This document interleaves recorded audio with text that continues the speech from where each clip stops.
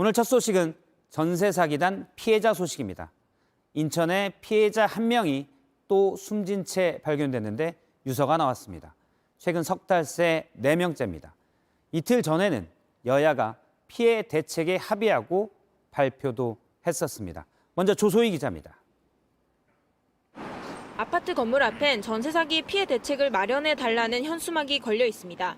오늘 오전 이 현수막 앞에 세운 차량 안에서 40대 남성 이모 씨가 숨진 채 발견됐습니다.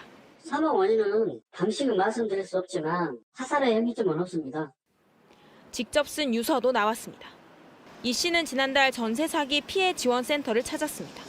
오늘 상담만 받으시고 가셨어요. 전세 보증금은 6,200만 원으로 계약돼 있는 걸로 확인돼 있고요. 5년 전 전세 계약을 맺은 아파트가 경매로 넘어간 겁니다. 낙찰되면 전세금 3,500만 원은 받을 수 없는 처지였습니다. 이 집 임대인은 인천 미추홀구 일대에서 대규모 전세 사기를 벌인 혐의로 구속된 남모 씨입니다. 이 씨가 살던 140세대 규모 아파트 주민 80%가 비슷한 피해를 입었습니다. 신경 좀 써줬으면 좋겠어요. 국회의원들하고 뭐 어쩌고 저쩌고 해서 뭐 그게 공청회인지 뭔지 하고 하던데. 남 씨 일당에게 전세 사기를 당한 뒤 스스로 목숨을 끊은 사람은 지난 석 달 동안 모두 4명입니다.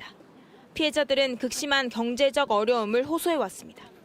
JTBC 조소입니다. 말씀드린 대로 그제는 여야가 전세 사기 특별법에 합의했습니다. 내일 본회의에서 통과시킬 예정이었습니다. 대책이 나왔지만 극단적인 선택은 멈추지 않았습니다.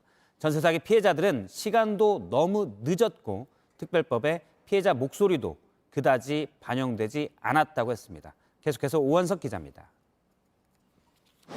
지난달 17일 전세 사기 피해자 가운데 3번째 사망자가 나오자 정부는 열흘 만에 긴급 대책을 내놨습니다.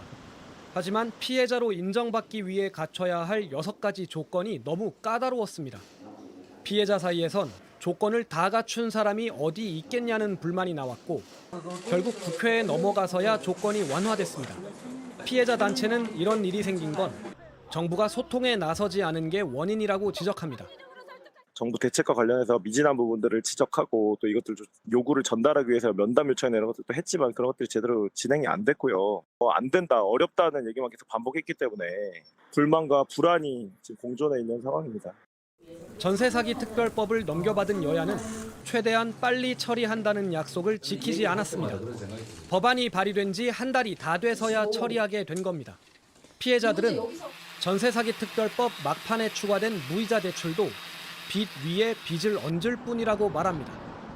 빚 때문에 힘들어가지고 돌아가신 세 분 역시도 전부 다 자금 사정이 안 좋아갖고 그런 극단적인 선택을 하셨고 그거를 갚기 위해서 투잡, 쓰리잡 하시다가 과로로 돌아가셨는데 현 정부는 이거 해줄 테니까 돈 열심히 벌면서 이거 갚어 말이 됩니까?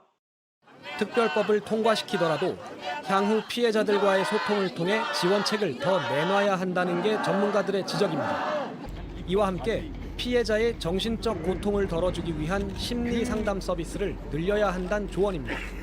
JTBC 오원석입니다.